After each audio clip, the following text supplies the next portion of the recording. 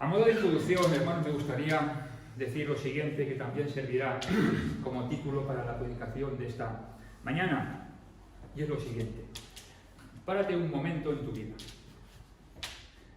olvídate de la tierra, olvida lo terrenal, eleva los ojos y mira al cielo. El título de esta predicación se podría resumir en tres palabras: párate, considera y confía. Y este mensaje va un poquito también en la misma línea de pensamiento que el hermano Miguel nos trajo la semana pasada, en referencia a que cuidemos el corazón. Algunas cosas que se mencionaron en la predicación, entonces también las mencionaremos en esta mañana. Dicho sea de paso, estamos cuidando nuestro corazón. Mencionaba también el miércoles en el culto de oración. ¿Estás cuidando tu corazón? Como recibimos la exhortación de la palabra la semana pasada. Espero que sí. A pesar de los pesares que puedan haber a lo largo de nuestra vida, es el proyecto, la empresa, lo más grande que puedes hacer en tu vida hasta que lleguemos a la presencia del Señor. Cuidar nuestro corazón. Que a la luz del texto leído, dicho sea de paso, en el Salmo 11, como tema general, vamos a considerar de forma concreta la vida del creyente en tiempos difíciles, en los tiempos de dificultad.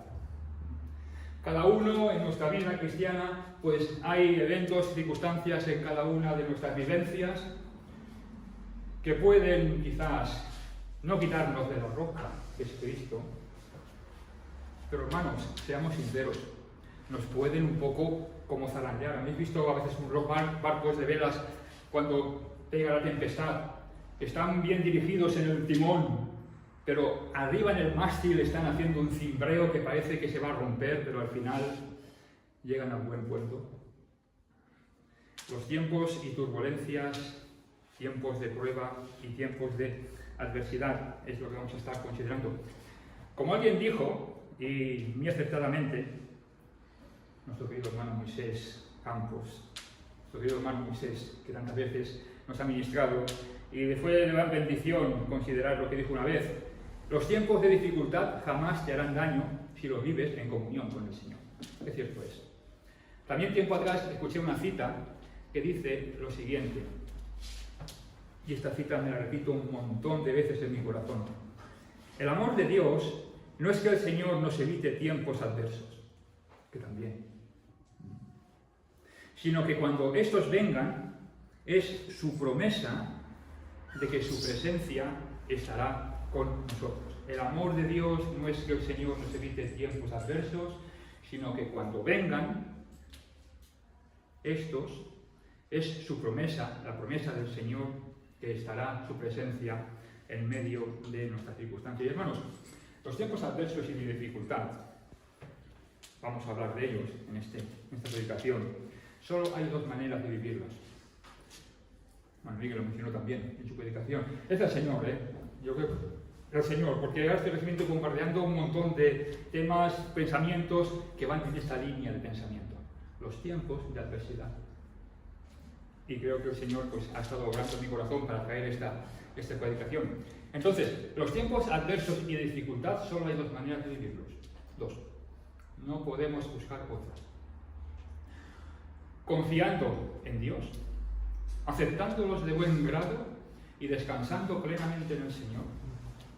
O bien, luchar en turbulencias contra el Señor, rebelándonos y desechando con ello los propósitos de Dios que en su voluntad amorosa tenga para cada una de nuestras vidas. O lo vivimos de una manera o de otra. Y realmente no hay otra manera de vivirlos. Volviendo al texto de esta mañana, el salmista en su vida se detiene, considera y confía plenamente en Dios. Un poquito de contexto del Salmo, 4 palabras en referencia al Salmo número 11. La referencia de esta porción de la Escritura solo menciona que fue escrito por David. Nos dice que fue escrito, no nos dice cuándo fue escrito, ni en qué circunstancias concretas, pero sí que manifiesta y nos revela en todo su conjunto nos manifiesta su corazón en medio de las dificultades, y en medio de las dificultades empieza con esta pincelada poderosa: en Jehová he confiado. Todos conocemos la vida de David, ¿no? Antes de ser rey, y todo su reinado, escogido por el Señor para ser rey de Israel. Vemos como a lo largo de su vida vemos su espiritualidad, vemos su amor, su devoción, vemos su fe en el Señor, y vemos su total entrega al servicio de la voluntad de Dios.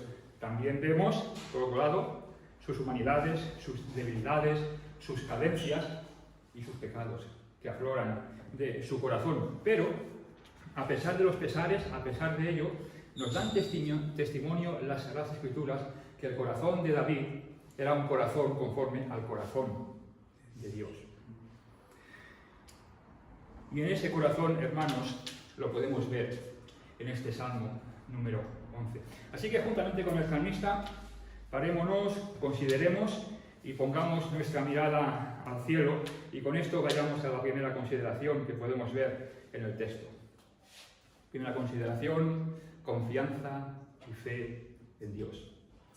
Hermanos, si David tenía algo claro en su vida, algo claro en medio de las circunstancias narradas en este salmo, si David en ese momento concreto de su vida tenía algo claro, era de que tenía puesto su corazón en las manos de Dios. David tenía de forma cristalina sabía dónde debía depositar su fe y su confianza, y en medio de la adversidad que describe no tenía ningún tipo de duda y se deja completamente en las manos del Señor, completamente en las manos del Dios Altísimo. Y es que lo expresa de una manera tan bonita, siendo inspirados por el Espíritu de Dios. Aquí dice: en Jehová he confiado. ¿Cómo decís a mi alma que escape al monte o al ave? David lleva todo su corazón y toda su alma, todo su ser, definitivamente encomendándose a Dios, confiando en Él y sabiendo que Dios hará lo mejor para su alma. Confianza. De hecho, ¿os acordáis de aquel Salmo 37 también? Que dice, aquí también David: encomienda a Jehová tu camino, confía en Él, y Él hará. Y Él hará. El salmista lo deja con claridad meridiana y sin ningún atisbo de duda en el versículo primero: en Jehová he confiado. Hermanos, al predicar todo lo que tengo en mi corazón respecto a este tema, ¿es tan fácil hablar de ello? ¿Es tan fácil? Es facilísimo hablar: confía en el Señor, Él hará, encomienda al Señor tu camino. Pero a veces, malauradamente, lamentablemente, hay tanta distancia de la lengua, de la boca al corazón, y decimos estas palabras tan frívolamente y tan livianamente. Yo animo que cuando digamos al Señor: Señor, confío en ti, analízalo antes de decírselo. Analízalo antes. En Jehová he confiado. Ahora bien, ¿por qué el salmista confía en Dios? ¿Por qué David tiene esta confianza? Bueno, primeramente es porque Jehová era su Dios. Dios conocía al Señor, como hemos mencionado en el Salmo número 9, versículo 9. En ti confiarán. ¿Quiénes? Los que conocen tu nombre. No puedes confiar en el Señor si no conoces al Señor. Esta mañana, hermano Miguel nos ha mencionado Salmo 115, los ídolos de las naciones. Quien confía en los ídolos de las naciones, aunque sea un crucifijo y un hombre clavado allí de madera o de yeso o de metal, lo que quieras, no conoces al Señor. Confiarás en un pedazo de madera, pero no podrás confiar en el Dios Altísimo, el Dios del salmista, que menciona aquí. En ti confiarán quienes, los que conocen tu nombre. Hay un salmo que también me gustaría que fuéramos un momentito, en el 31, palabras preciosas también del salmista David. Nos dice lo siguiente: los versículos, el capítulo 31, los versículos del 11 hasta el 15. Dice: de todos mis enemigos soy objeto de oprobio y de mis vecinos mucho más, y el horror de mis conocidos, los que me ven fuera huyen de mí. He sido olvidado de su corazón, como un muerto he venido a ser, como un vaso quebrado, porque oigo la calumnia de muchos, el miedo me asalta por todas partes, mientras consultan juntos contra mí e idean quitarme la vida. Mira lo que dice ahora: mas yo en ti confío, oh Jehová. Digo, tú eres mi Dios. Y qué afirmación tan tremenda de la soberanía de Dios sobre el salmista, sobre todo. En tu mano están mis tiempos. En tus manos están mis tiempos. O sea, vemos en este precioso salmo confianza en el Señor. ¿Por qué? Porque era propiedad del Señor. El Señor es mi Dios. Y una total dependencia en las manos de Dios. David conocía al Señor y tenía depositada su fe en Él. Ahora bien, preguntas para nuestro corazón. ¿Conocemos a Dios? ¿Conocemos a Dios conforme las Sagradas Escrituras? ¿Podemos afirmar en esta mañana que conoces al Señor? ¿Puedes decir con todo el corazón y todo el convencimiento en tu corazón que Jehová es tu Dios? De hecho, a los que hemos nacido de nuevo, a los creyentes, conforme a las Sagradas Escrituras, hay un testimonio poderosísimo que el Señor nos ha regalado a nuestro corazón. El testimonio poderoso del Espíritu Santo. Él nos da testimonio a nuestro espíritu de que somos hijos de Dios. Y en ello, pues, al hacer esta pregunta, ¿conoces al Señor?, se abre la puerta de la predicación del Evangelio. En ver cómo el Señor se ofreció a sí mismo muriendo en la cruz del Calvario y viniendo a extender esa invitación al hombre perdido en sus delitos y pecados: arrepentíos y venid a mí, porque el reino de los cielos se ha acercado y el Señor ha entregado a su Hijo para consumar la obra de la redención y por medio de ella recibir salvación, perdón, por medio de la fe y el arrepentimiento. En ese momento es cuando esa persona pasa de muerte a vida y conoce al Señor. Hermano Antonio nos mencionaba, no como maestro, que también, pero bueno, eso es una pincelada de lo que es tener a Dios como Señor. Y el Señor llena todos y cada uno de los compartimentos de nuestra vida, incluso en tiempos de dificultad, pudiendo confiar con Él y decir, como salmista, en Jehová he confiado. Continúa el pasaje y ahora vemos el fruto de esa confianza. En Jehová he confiado y aquí está el fruto de confiar en Dios. ¿Cómo decís a mi alma que escape al monte Guadalajara? Si en Jehová he confiado, estamos hablando de una confianza de corazón, no de boquilla. Realmente, si hay una confianza de corazón en cada una de nuestras vidas, podemos decir a viento, a los cuatro vientos, los cuatro puntos cardinales en medio de la circunstancia, y con mucho temor lo digo en mi corazón, me estoy predicando a mí mismo, hermanos. ¿Cómo voy a huir e intentar quitar la circunstancia de mi vida, como mencionaba el hermano Miguel la semana pasada? Y huir al monte Guadalajara. ¿Cómo decís a mi alma que escape al monte Guadalajara? A la luz de lo que el texto dice, podemos sacar la siguiente consideración. Hablando ya de David. Si Jehová es el Dios de David, que lo es. Si el Señor es dueño de sus tiempos, que afirmativamente lo son. Si el Señor es el soberano de todo, que sin duda alguna lo es. Si el Señor es el soberano absoluto de su vida y de sus circunstancias, y el salmista confía plenamente en Él, ahora hablando en primera persona, ¿cómo voy a huir? Si el Señor es quien me guarda, me sostiene y me da las fuerzas. ¿Cómo voy a huir yo y no afrontar en el Señor las adversidades de mi vida? Y deseo que hable mi corazón, hermanos, porque la boca es muy fácil decir lo que estoy diciendo. ¿Cómo voy a oír lo que el Señor tiene preparado para mí? En tiempos difíciles, como mencionaba Miguel la semana pasada, sí. Bueno, en tiempos difíciles también. ¿Cómo voy a oír de lo que el Señor tiene preparado para mí? Mira, ¿cuántas veces, pienso yo, diremos al Señor en su presencia: ay, Señor, cuánta razón tenías? Cuánta razón. Pero en esos momentos no lo veía. No lo veía. ¿Cómo voy a oír de lo que el buen Dios permite en el transcurso de mi andar diario? ¿Y por qué no debo huir en medio de tiempos difíciles? Bueno, muy sencillamente, porque debo confiar en Él. Volvemos al versículo número 1. Y en esa confianza depositada en Dios, el Señor me dará el reposo, las fuerzas y la capacidad para vivir y afrontar las adversidades en el centro de su voluntad, preciosa y maravillosa.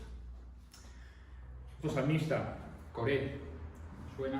Bueno, Miguel lo ha mencionado también en los comunicados. Dios es nuestro amparo y fortaleza, nuestro pronto auxilio en las tribulaciones, Salmo 46. Por lo tanto, no temeremos, aunque sea removida la tierra y se traspasen los montes al corazón del mar, aunque tiemblen y turben sus aguas a causa de su braveza. Es como si nuestra vida, en un momento determinado, dentro de la voluntad de Dios, en circunstancias X, por lo que sea, ya puede ser una u otra, o además allá, en cada una de nuestras vidas, por X circunstancias, el Señor nos coge y nos mete dentro de una turbi y empieza a dar vueltas. Pero no olvidemos, hermanos, que quien tiene el botón de control de la turbi es el Señor. Mira cómo acaba este Salmo 46. Estad quietos y conoced que yo soy Dios. Es que ahora el salmista pone las bocas en primera persona, hablando como si hablara el Señor. Salmo 46, versículo 10. Estad quietos y conoced que yo soy Dios. Seré exaltado entre las naciones, enaltecido seré en la tierra. Jehová de los ejércitos está con nosotros. Vuelve a tomar en tercera persona el Salmo, el salmista. Nuestro refugio es el Dios de Jacob. Como digo, palabras tan fáciles de decir, tan fáciles, pero nuestro corazón también nos está diciendo.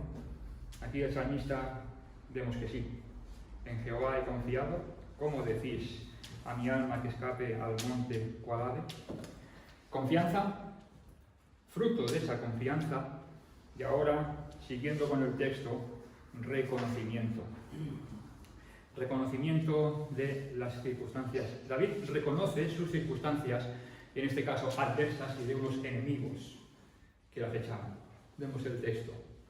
Vemos que reconoce a unos enemigos, vemos que reconoce unas amenazas y reconoce un ataque. Y aquí lo menciona de esta manera el pasaje, continuando con el Salmo.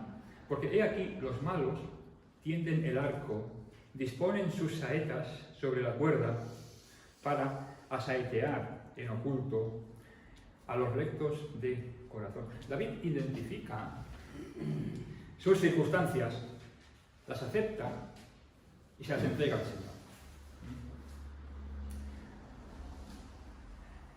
En todo ello, pues, no vemos que haya un atisbo de disconformidad, de un mal espíritu.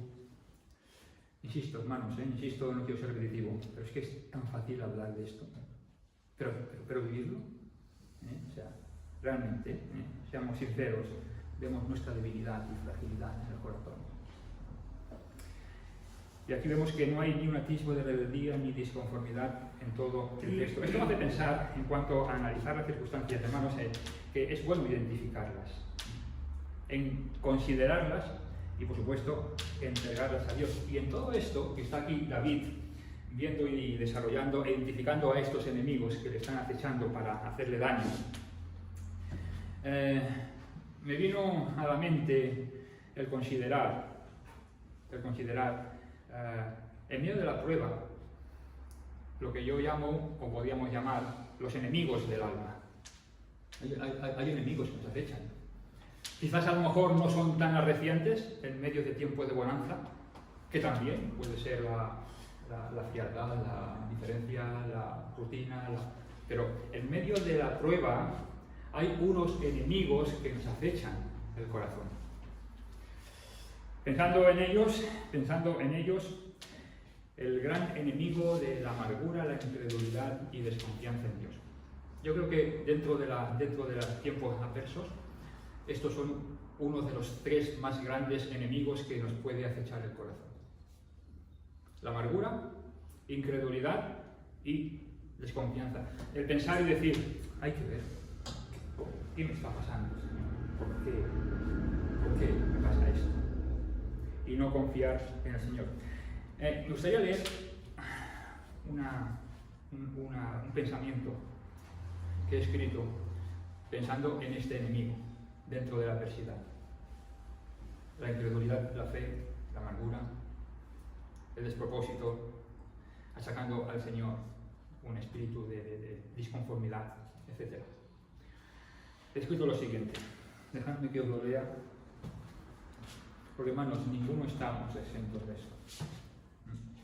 El que piensa estar firme, mire que no caiga. Digo lo siguiente, con la incredulidad se desemboca en la desesperanza. Entonces la desesperanza, tomando control del corazón, abriga los terribles pensamientos que nos alejan de Dios. Con esos pensamientos se activa la imaginación perniciosa, llevándonos a derroteros y lugares que jamás deberíamos estar, produciéndose de forma incontrolada sentimientos contrarios a Dios, y con ello se instala en el corazón la angustia, la amargura y una profunda tristeza, anidando el desasosiego en lo más profundo de nuestro alma, de nuestra alma. Hermanos, estáis conmigo, ¿no? Que jamás deberíamos estar así, ¿verdad?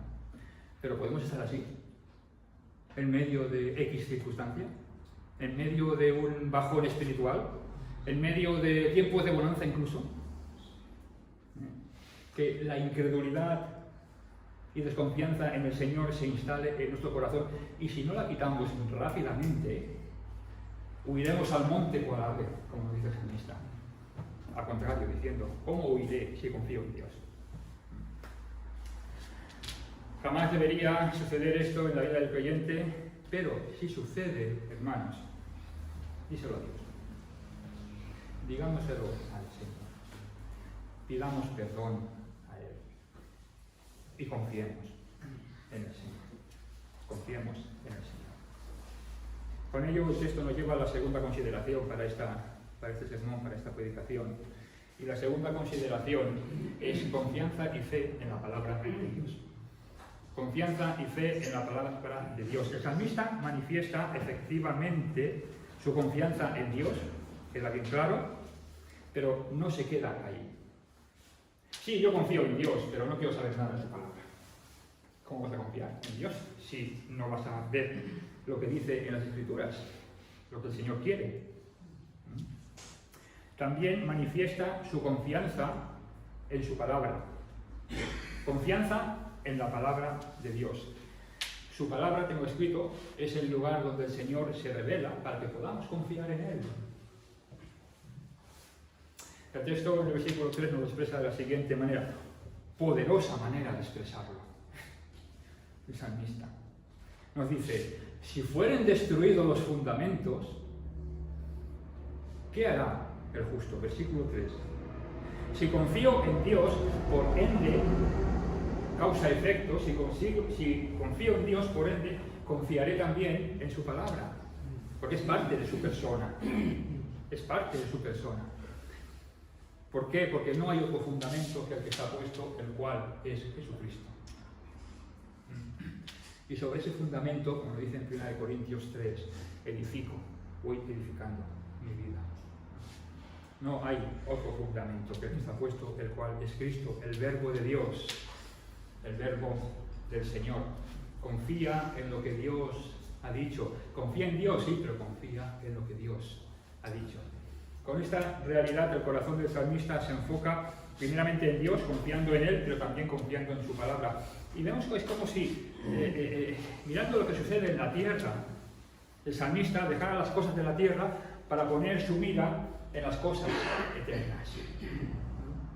De las circunstancias terrenales tengo apuntado al fundamento eterno. David ahora nos lleva de las cosas de la tierra, terrenales, al mismo Dios eterno manifestado en su palabra. ¿Y cómo la lleva el salmista? ¿Cómo nos lleva el salmista a Dios? Hace referencia a esos fundamentos. A esos fundamentos. Y esos fundamentos nos hablan de quién es Dios.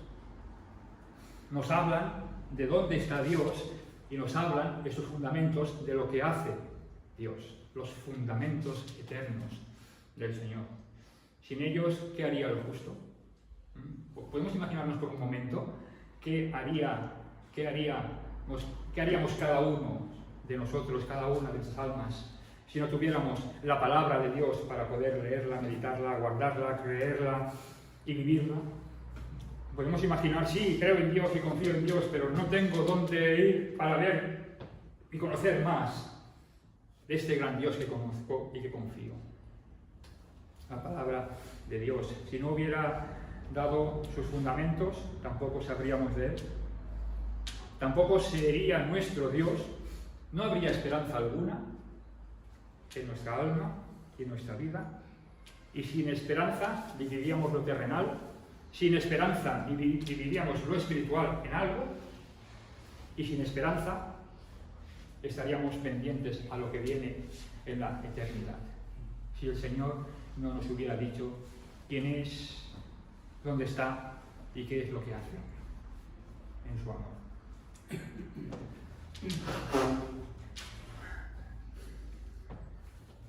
Por eso el salmista lo escribe de esta manera tan solemne, ¿no? Si fueren destruidos los fundamentos, ¿qué ha de hacer el justo? Pero va continuando con el texto. El Señor no calla y nos revela manifestándose en su palabra. Y eso nos lleva a la tercera y última consideración para esta mañana. Confianza y fe ratificada. Confianza y fe ratificada en la realidad absoluta de Dios. Hemos visto confianza y fe en Dios, confianza y fe en su palabra, pero es que ahora el texto nos va a llevar a confianza y fe ratificada en la realidad absoluta de Dios. Y podemos confiar absolutamente en Dios porque es Dios mismo quien nos afirma y ratifica dónde está Él, qué es lo que hace y de la forma que lo hace. Y en ello, en medio de toda circunstancia, tenemos estas poderosísimas verdades que son expresadas en los fundamentos de la palabra de Dios. Mira lo que dice el texto, el versículo 4 en adelante. Jehová está en su santo templo. Jehová tiene en el cielo su trono, sus ojos ven, sus párpados examinan a los hijos de los hombres. Jehová prueba al justo, pero al malo y al que ama la violencia, su alma los aborrece. Sobre los malos hará llover calamidades, fuego, azufre y viento abrasador será la porción del cáliz de ellos. Porque Jehová es justo y ama justicia. El hombre mirará su rostro. Concluyente, poderosísima afirmación, ¿verdad? Nos lleva a esa confianza y fe que no es una confianza, ¿cómo diría? No es una confianza y fe ciega en algo relativo, en algo efímero, en algo superficial. No, el Señor se pone a sí mismo y nos dice: estoy en mi santo templo, mi trono está en los cielos y allí estoy yo sentado, gobernando. Y nos lo dice de una forma contundente en las Sagradas Escrituras. Y el salmista nos lleva primeramente a la morada de Dios. ¿Dónde está Dios? Versículo 4. ¿Dónde está el Señor? Jehová está en su santo templo, Jehová tiene en el cielo su trono. Nos dice su palabra dónde está su santo templo y nos dice dónde está su trono. en los cielos, en la morada del Altísimo. Y con ello las Escrituras nos transportan y nos manifiestan, primeramente, su suprema divinidad. Dios es Dios. El eterno Dios, creador de los cielos y la tierra, el que sustenta todo lo creado, el que el universo mismo es una gota de polvo y son los bordes de las vestiduras, de sus mantos, el borde de sus caminos. Dios es Dios, el Dios eterno, y ese Dios está en medio de la circunstancia adversa, hablando en este contexto que estamos considerando. Vemos su suprema soberanía. Dios es el soberano de todo. Y vemos también su suprema autoridad, que Él decreta, y quién puede decir lo contrario. Dios está en su santo templo, Dios tiene en los cielos su trono. Cuando el hermano Miguel mencionaba en el Salmo 115, hay esa frase que menciona justamente antes de que empiece a relatar los ídolos de las naciones, ¿no? Que nos dice, bueno, apuntado, precisamente, este salmo quería mencionarlo. Nuestro Dios está en los cielos, todo lo que quiso, ha hecho. Hermanos, automáticamente me vino Isaías 6. Vamos al trono del Señor. Vamos a ir a Isaías capítulo 6, un momentito. Es algo impresionante, tremendo lo que dice aquí en ese capítulo tan conocido llamado La visión y llamamiento de Isaías. Leemos los 5 primeros versículos. En el año que murió el rey Uzías, vi yo al Señor sentado sobre un trono alto, y sublime, y sus faldas llenaban el templo. Por encima de él habían serafines, cada uno tenía 6 alas, con 2 cubrían sus rostros, con 2 cubrían sus pies, y con 2 volaban, y el uno al otro daba voces diciendo: Santo, Santo, Santo, Jehová de los ejércitos, toda la tierra está llena de su gloria. Y los oficiales de las puertas se estremecieron con la voz de que clamaba, y la casa se llenó de humo. Entonces dije: ay de mí, que soy muerto, porque siendo hombre inmundo de labios y habitando en medio del pueblo que tiene labios inmundos, han visto mis ojos al Rey, Jehová de los ejércitos. Vemos el versículo 1. En el año que murió el rey Uzías, dice: vi yo al Señor sentado sobre un trono alto y sublime, y sus faldas llenaban el templo. Qué tremenda imagen del trono del Señor y su templo, allí en los cielos. Allí en los cielos. Dios está en su santo templo, Dios tiene en el trono del cielo. Continúa el salmista y ahora nos lleva a qué es lo que hace el Señor. ¿Qué es lo que hace?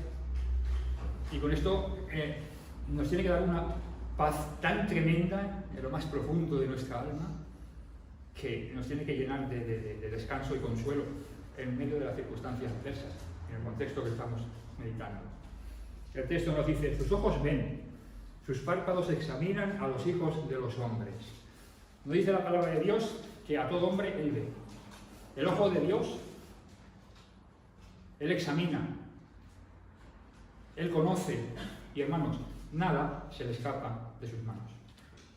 También nada se escapa de cada una de nuestras propias vidas delante de su examen, delante de su omnisciencia, delante del Señor. Él conoce los grandes eventos de la historia, la eternidad, los cielos, todo, pero de una forma personal, que esto es lo más maravilloso que podemos meditar. Conoce cada una de esas motas de polvo que somos cada uno de nosotros. Como mencionaba Miguel, miserables pecadores, salvos, arrepentidos y salvos por la gracia de Dios.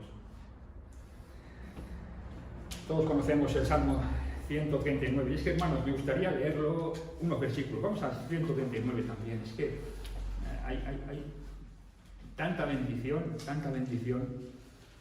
También David, Salmo 139, leemos del 1 al 12. Dice: oh Jehová, tú me has examinado y conocido, tú has conocido mi sentarme y mi levantarme, has entendido desde lejos mis pensamientos, has escudriñado mi andar y mi reposo, y todos mis caminos te son conocidos.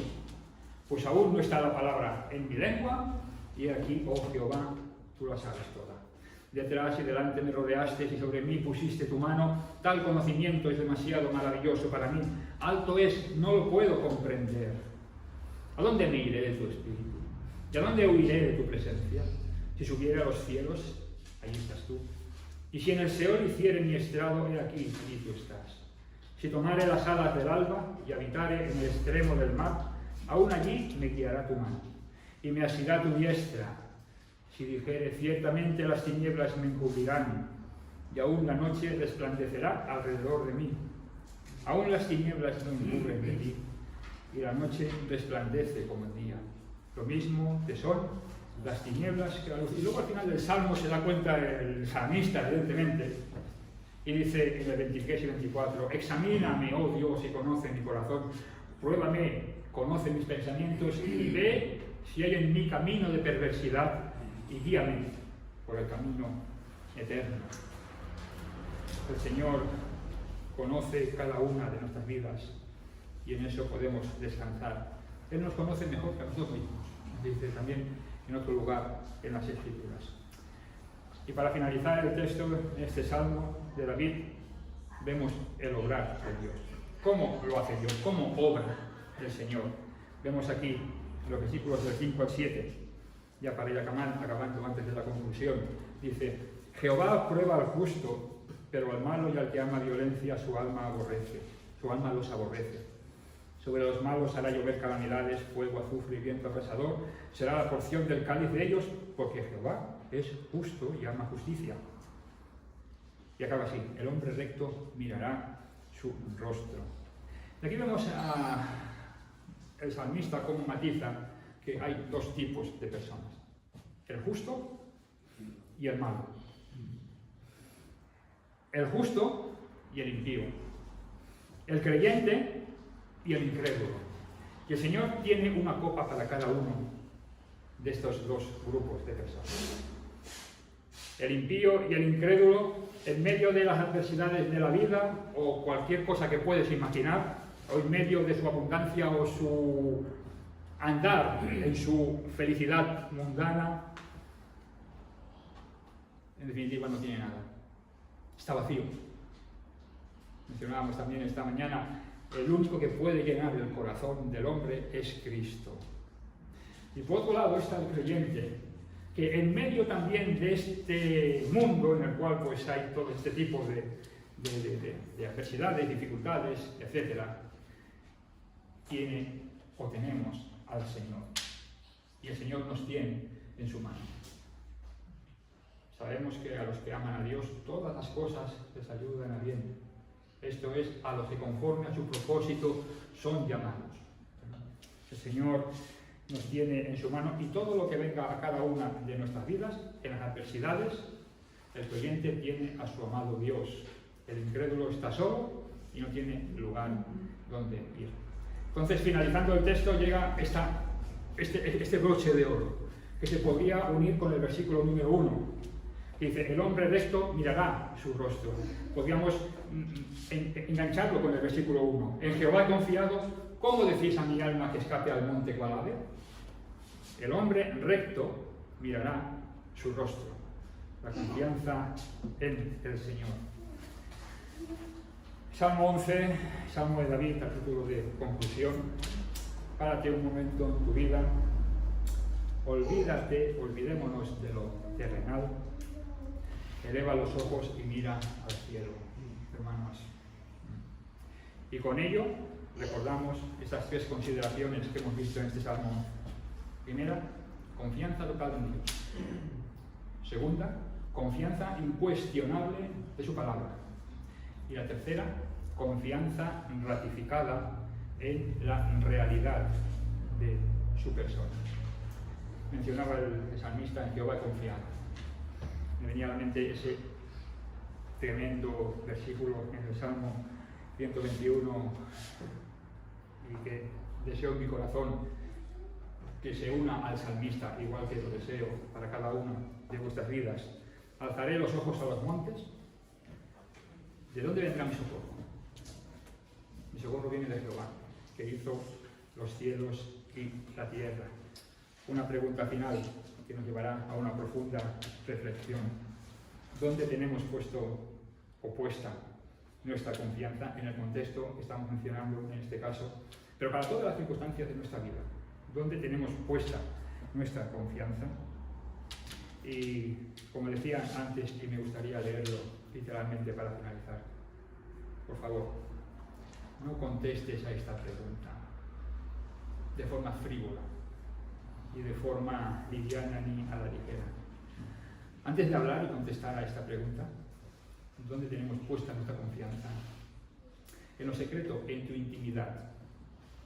Díselo al Señor, pero con conocimiento de causa. Señor, en ti he confiado. Y en medio de todas las circunstancias X de nuestra vida, ¿cómo voy a decir, oh Señor, que escape mi alma al monte cuadrado? Si estoy en tus manos, ¿cómo lo voy a hacer?